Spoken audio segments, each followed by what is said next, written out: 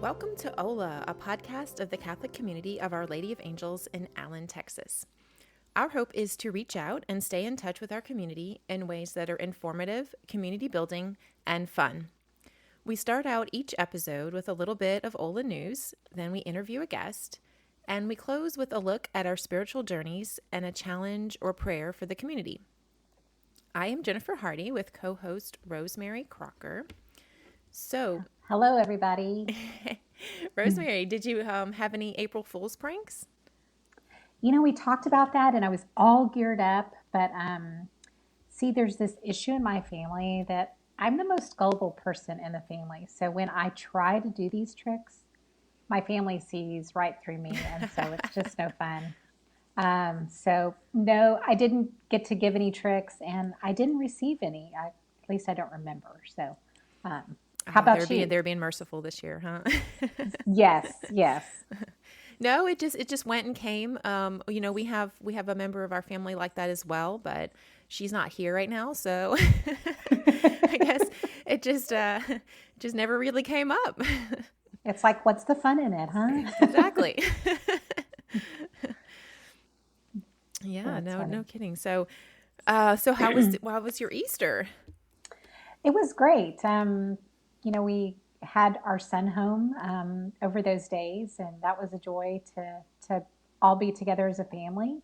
And we just spent the day together and just really tried to focus on the joy of Easter. And yeah, that was about it for us. It was a good Easter. Good. How about you guys? You don't get to see him all that often, right? At least not at home. Right. And actually over Easter, he was serving a lot. So, you know, his schedule was pretty strenuous. So, but it was fun to see because he just had so much joy in doing that. So we're, you know, always looking to see how God is going to continue his journey in seminary and, you know, what is going to stay on his heart. And it's just a joy to watch your kids grow that way. Definitely. Yeah. I can imagine. That's wonderful. So did you guys have a wonderful Easter? We did. We decided since our son had a 4-day weekend that we would just pack up and head back to Memphis. So we went there because there was pretty much nothing that Maya could do. Just kind of stuck there. They didn't really have anything going on the campus. So and we just kind of got a hotel over there and packed all of our Easter goodies and eggs and everything, and nice. And went there, and it was another beautiful weekend. And so we got out and walked around the gardens and stuff over there. So yeah, it was very nice. It was just good, like you said, to just all be together and just have that joy, and just, you know, we were busy, but it was still a little bit relaxed and just nice. So yes, and so thankful for the wonderful weather, you know, that God blessed us with over that time. So yes, that made definitely. It, yeah. Of course, you know, our unpredictable weather here in Texas, you know, you never know. So right, I heard it was going to be cold again today. So yes, it's crazy. Crazy. Yes, because that's yeah, this is coming out on April 24th, so it's getting kind of late. So yeah. So let's go ahead and look at what's going on in our community at this point. So like I said, this is coming out on Saturday, the 24th, which will be just wrapping up our last confirmation mass this weekend. So there were 3 confirmation masses over this weekend and the previous weekend. So if you do know a teen that was confirmed, be sure to affirm and congratulate them, because this is a great step for them and for our community. Yes, come Holy Spirit, come. Definitely. Awesome. And then we also will be heading into another sacrament with First Holy Communion coming up on May 8th. So that's coming up soon for all of our little ones. Very exciting for them as well. And yes. With that, we have May coming into May. So May is the month to honor our Mother Mary. I'd like to suggest you come out at some point and visit our beautiful statue of Mary in the courtyard of the church. In addition to that, our Vietnamese community will be hosting a mass in honor of Mary on May 8th.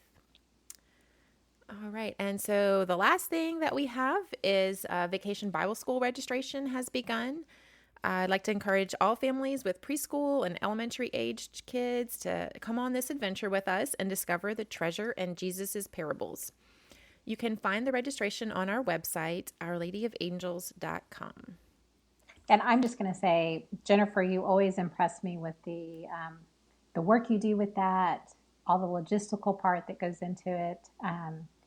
You just do an amazing job for our parish. So I hope you guys do just sign up for BBS and enjoy that experience. Thank you. Yeah, it's definitely a program that's on my heart every year. So it's definitely a special one for sure. All right, so now we are going to head into our interview. We have a special guest today. We have Miss Sue Parker, who is hOLA's Director of Pastoral Care. So she has just a wealth of knowledge about hOLA because she has been here since the beginning. And we've got lots of questions to delve into that, kind of pick her brain about what it was like and what she does and has contributed to our community. So we are super excited to talk to actually Dr. Sue Parker.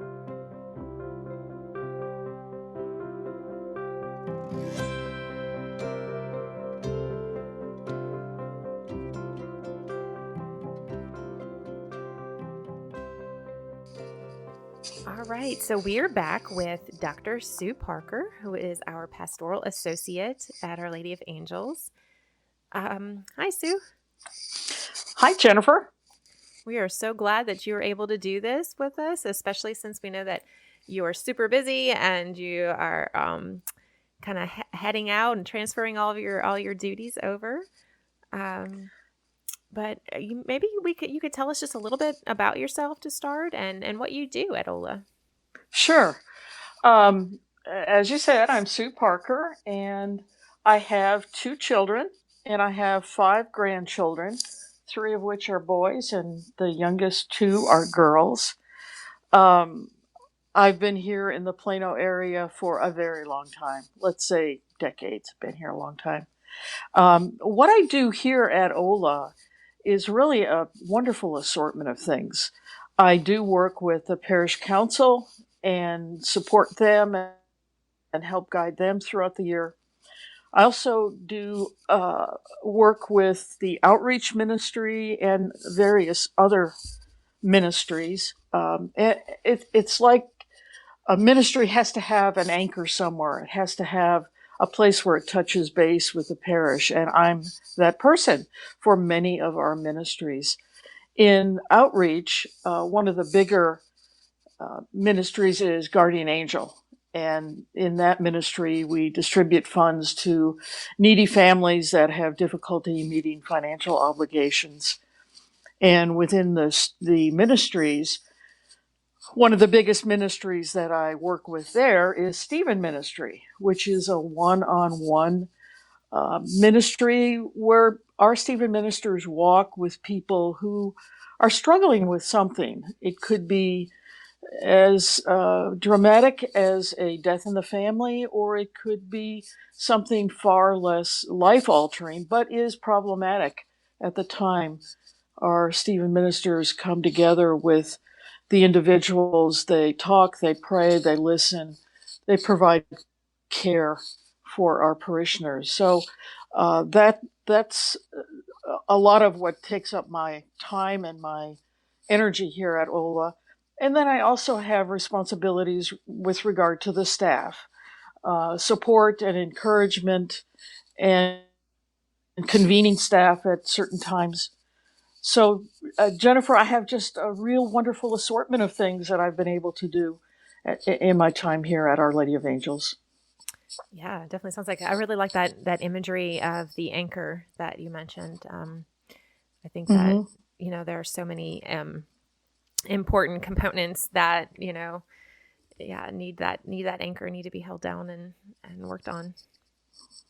There's Yes. definitely a lot of components that Sue is involved with. I'm learning more and more about just how many intricacies there are to different ministries that Sue has overseen. So a lot going on there. You were here when hOLA was first getting started.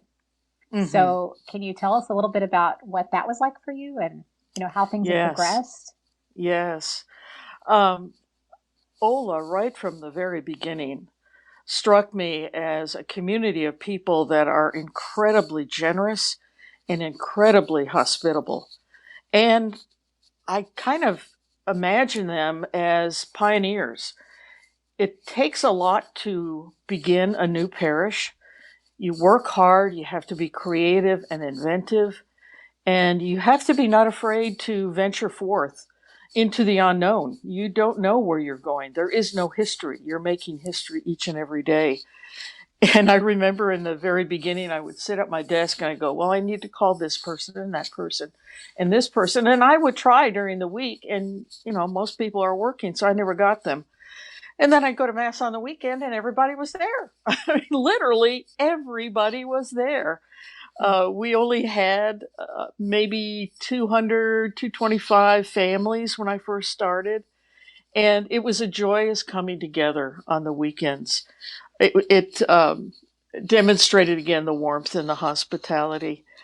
It was a delightful experience for me to come here from Catholic Charities, which I love. I love Catholic Charities and its mission. It is the church with boots on the ground. I spent 15 years there, and as I moved through different roles at Catholic Charities, I moved further and further away from the direct service, which is what I think I am most gifted with, is to do direct service. So when I had the opportunity to come here to Our Lady of Angels, I thought, oh, I'm back in my element again. So getting back to Ola was joyous for me, and it was the incredible presence of God through the charisms of generosity and hospitality that I witnessed in those early days, and we still have it. That's us, generous and hospitable.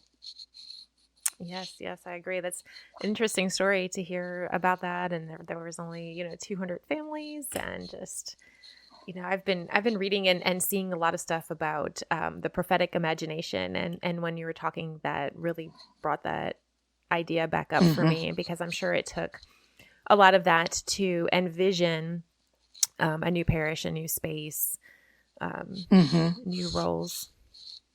Right. Everything's brand new.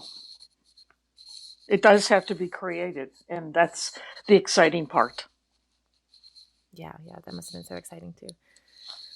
So what if is there anything that kind of stands out to you in the history of our parish, or maybe you have a funny story to tell or anecdote? I think with regard to our parish and my long history here, it'll be 18 years in September. Um, I have had the pleasure, the honor, the privilege to be able to work with people in family situations that were joyous and also tragic. And I think for me, that element is what stands out to me, is the openness of people and the willingness of people to lean into their faith community and allow the community to help and support. And then when the tables are turned, they help and support. I can't tell you how many um, funerals we've had here where after the funeral and after we have served and loved on the family, that family has come back and they have offered to do things here. And likewise with other situations where we have ministered with people, then you see that turn around and come back into the community. So walking with people is really something that I tuck into my heart, and I know I will carry that with me. It's been a real honor and a privilege. That's a beautiful sentiment, Sue. I think, yeah, that the being with people in the joys and the trials, that's something that we need to model. And I thank you for being that model for so many people here. Well, thank Um, you. and now that you have given and done so much for other people, now you're going to be moving into a time where you get to think about yourself a little bit more. So, um, you're going to get this question from a lot of people. Hopefully they can listen here and know the question of what will you do now? Oh my goodness. I am so excited to have the opportunity to do a lot of the things that I've just done part-time in the past. I have a number of hobbies. The current one is wood turning, and I turn bowls and goblets and pans and jewelry cases and all kinds of things. I did a rolling pin, all kinds of things that I make out in the garage using my lathe. And I'm real excited to get back there and get back on that lathe. My current project is I'm working on a chess set for my two grandsons that are here in Plano. They love chess and they've taken chess lessons for many, many years. So I'm going to gift them with a hand-turned chess set. So I'm excited to get back there and do some of that. I also love photography, and I haven't had time to do much of that recently. So I know I want to pick that up again. I will continue to keep my private practice where I do individual, marital, and family therapy. I have a small practice in Plano, and I will work there maybe 10 hours a week or so. But the first thing I'm going to do is I'm going to rest. I'm going to take a few weeks off and rest and regroup and figure out what fun thing I'm going to do first. That sounds like a good plan. I like that. That's so interesting too. I've never, I mean, I know we've discussed it before, but other than that, I've never known anyone who really has done that with wood. And I think would be interesting to watch or to see. I don't even know what tools you use for that. Yeah. And yeah. Funny story with that. I love to play around, make things. I've done lots of things over the years, from hand stitching to all kinds of other things. Well, I decided I wanted to try to make a little end table for a new chair that I had. So I was looking on YouTube and decided that that would be the way to go. Well, the wood turning caught my eye, and I got fascinated by it. So within about 6 months, I went out and bought myself a lathe. And then I realized I had to have tools. And then I realized I needed to have wood. And so I tease now, I'm thousands of dollars into this exciting hobby, and I still don't have my end table. So I have many more things to do. It was a plan that went bad, but it's a lot of fun. So. Yeah, well, yeah, you found a passion out of it, so that's right. And it sounds like you've had some fruitful diversions from the end tables that other people have been able to enjoy. And I'm sure your grandsons will really appreciate the chess set too. And it'll be a very special keepsake for them from Grandma. Yes, that's exactly right. Yes. Well, we thank you so much for everything, not just for coming on here, but we definitely thank you for putting up with us and answering our questions, and but also for your commitment to hOLA for this long period of time and kind of getting us to where we are now. Well, thank you, Jennifer, and thank you, Rosemary. Yes, thank you, Sue. I think. When I think of you, just an image of composure and patience, and I thank you for that model for me with working in ministry as well. So, thank you, Rosemary. I appreciate that. All right, and you're going to be at the masses this weekend, correct? So everybody will be able that's around will be able to see you. So yes, I want to. Sort of formally close out my position here. I will remain as a parishioner and get to Mass more regularly as conditions continue to improve, but I will remain a parishioner. I simply lose the badge, that's all. I'll be back. All right, well, thank you so much, and we'll see you soon. All right, thanks, Jennifer. Thanks, Rosemary.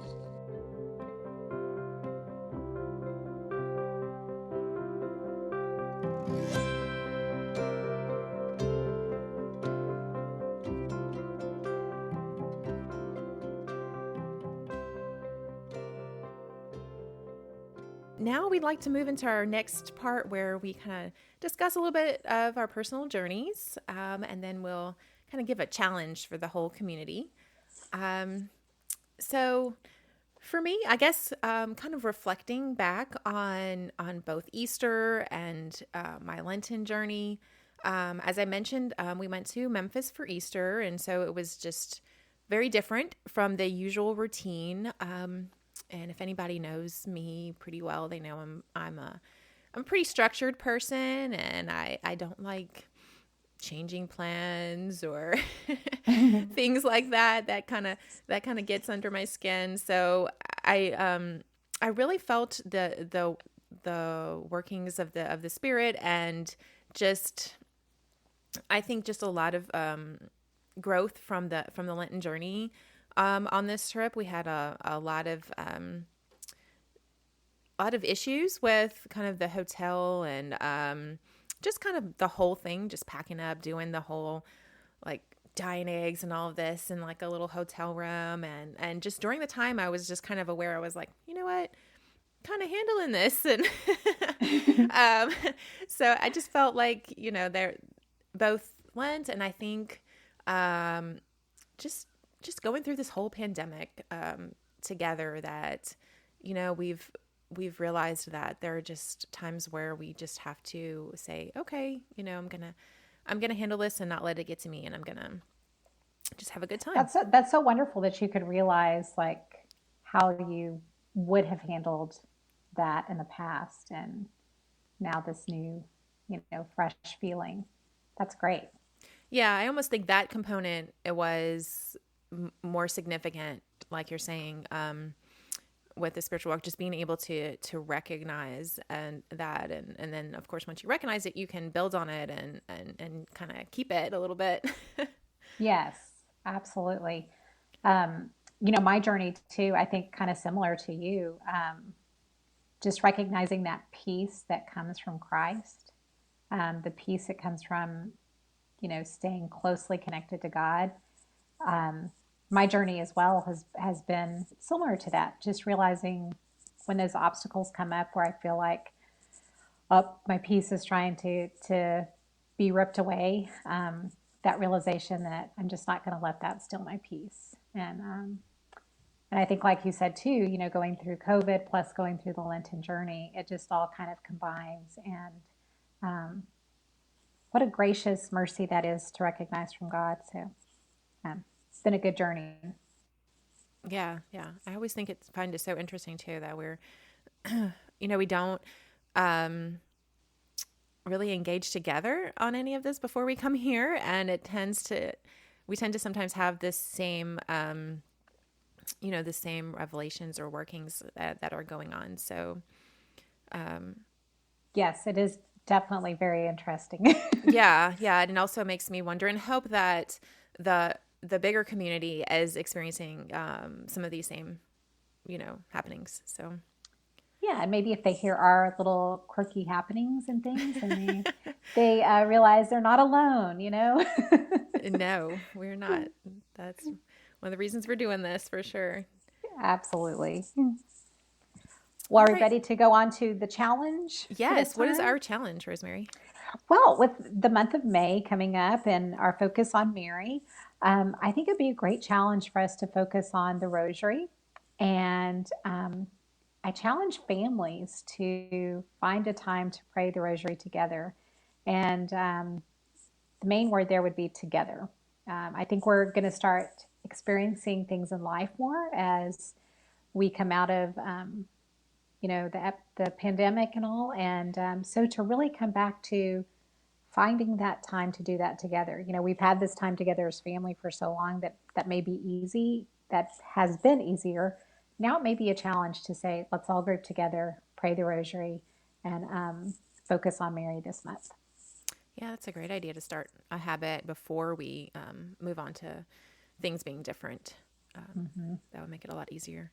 And if you're saying it together as a family, if you know that this year is dedicated to Saint Joseph, so it's the year of Saint Joseph, and one of the things that they say that you can do for this year is to pray the Rosary as a family, and you're able to get indulgences through that, which I think I mentioned to Rosemary before. My husband's really into those. So, And there may be others that are like, sign me up for that indulgence. I want that. So, right. But do check it out because there are a couple of different qualifications that go along with that. So, yeah, that's a wonderful challenge. I'd like to add just a little bit to that to tie it off with our interview. I'm going to put a link with the podcast to a Catholic prayer for retirement. So if you would like to say that for her or for any of your colleagues or friends or family that are moving on to this phase in their life. All right, I think that's about all we have. Is that right, Rosemary? Or yep, I think that's it. okay, so just remember to email us with any news that you have that you would like us to share, or if you would like to be a guest or have an idea for a guest, go ahead and email us at podcast@ourladyofangels.com. All right. And until next time, adios, hola.